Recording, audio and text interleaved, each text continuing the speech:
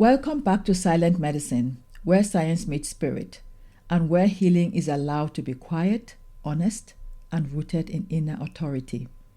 I am Dr. Nnenna Ndika, clinical psychologist, integrative medicine doctor, and someone who has learned that food is not just food.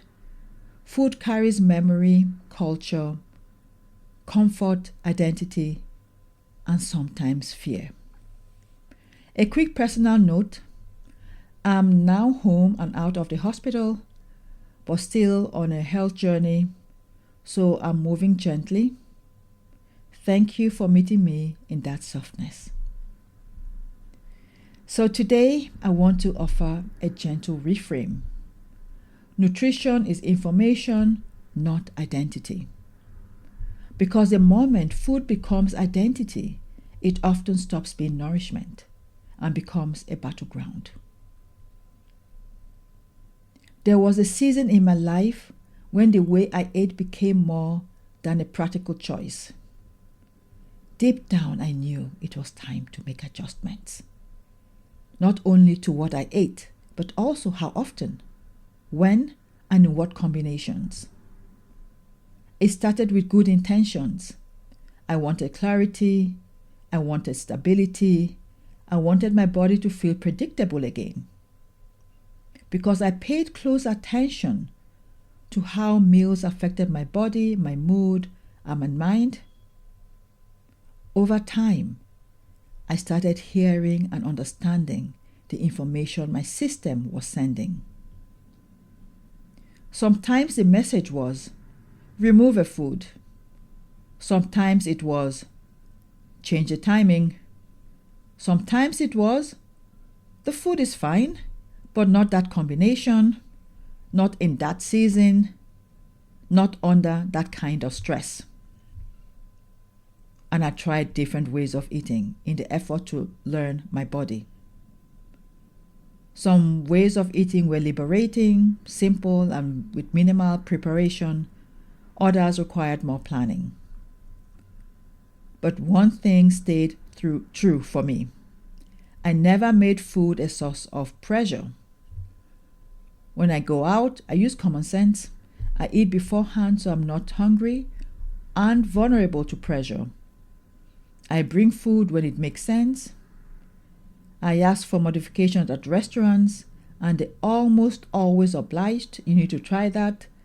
That has been my experience. And sometimes, if it's safe for my body, I simply wait until I'm back home to food that I trust. Because for me, nourishment is not performance or an avenue to belong. However, food has a cultural and relational component, of course, we all know that. But at its core, nourishment is communication. It's information my body can use and a quiet source of empowerment that helps my body and my cells function at their best. But I also know this is where it gets hard for many people, because nutrition has become loud, contradictory, and often fear-based.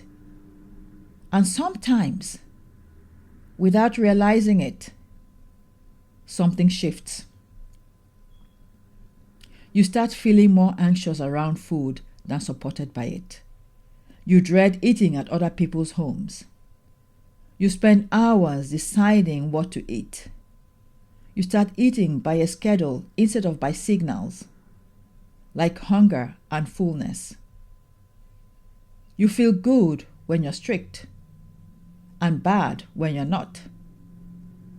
Well, to be absolutely honest with you, discipline can be healthy.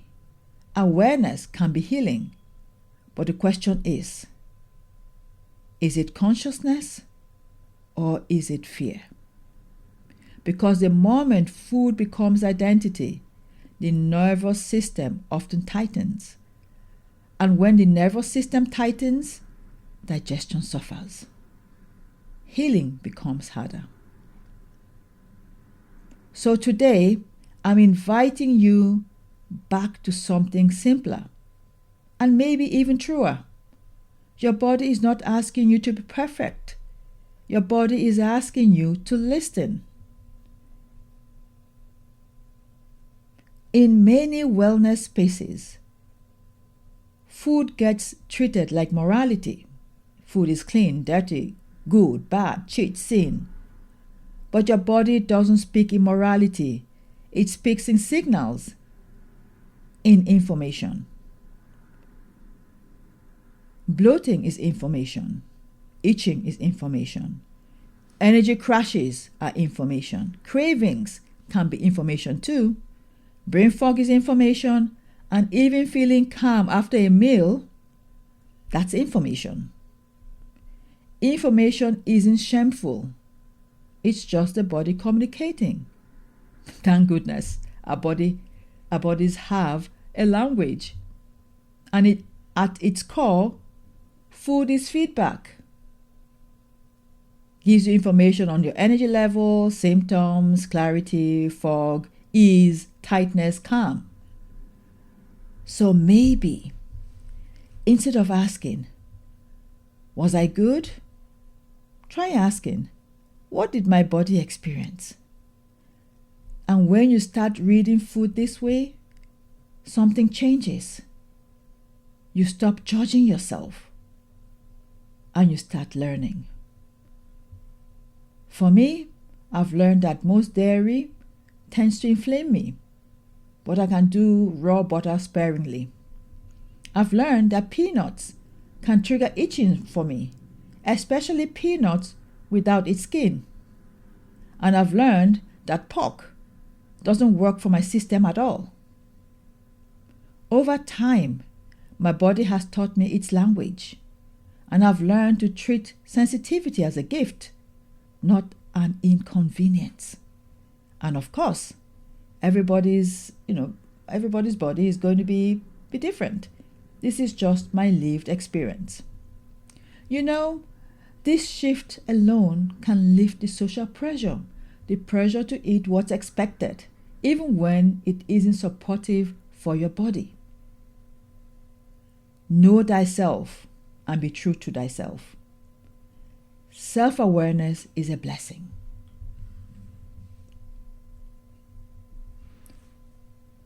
One of the most destabilizing experiences is realizing what used to work for me doesn't work for me anymore.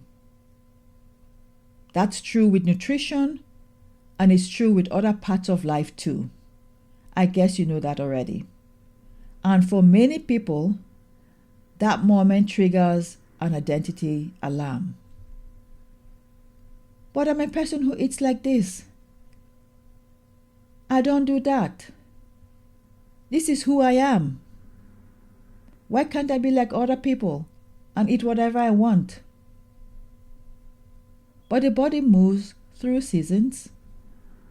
Stress can change digestion. Sleep can change appetite. Healing phases can change tolerance. Hormones can change everything. And even your environment can change what your system can handle.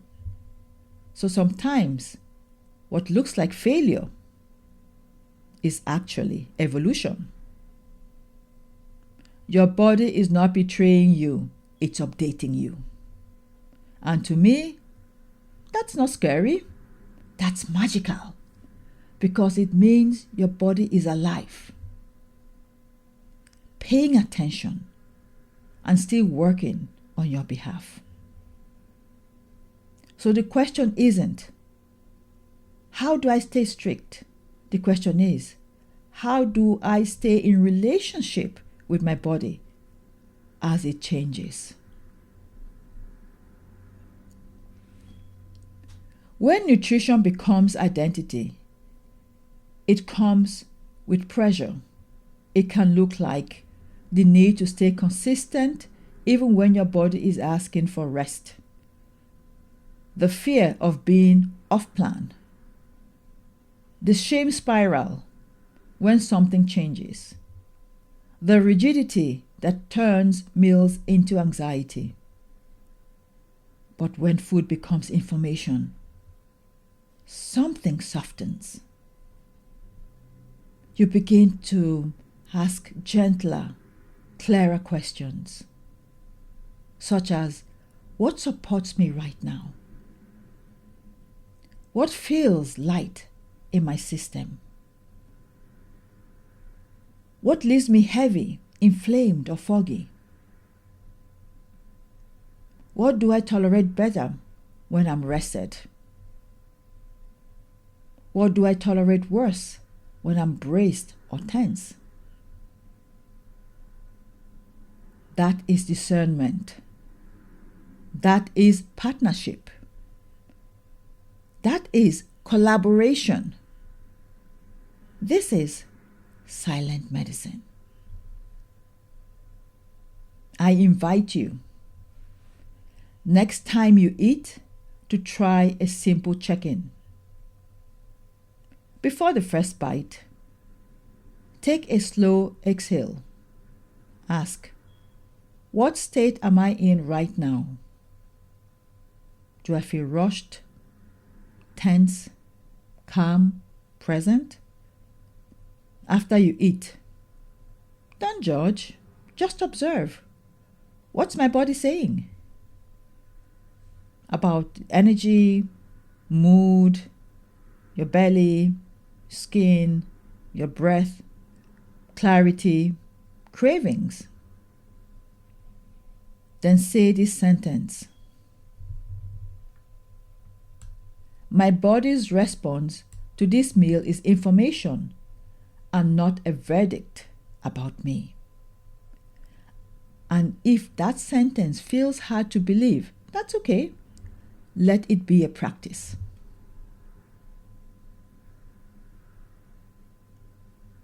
I also invite you to reflect. Where has nutrition quietly become identity for you? And what would it feel like to loosen your grip and return to simple noticing and listening? Because the goal isn't to be the kind of person who eats perfectly. The goal is to be a person who can hear herself or himself.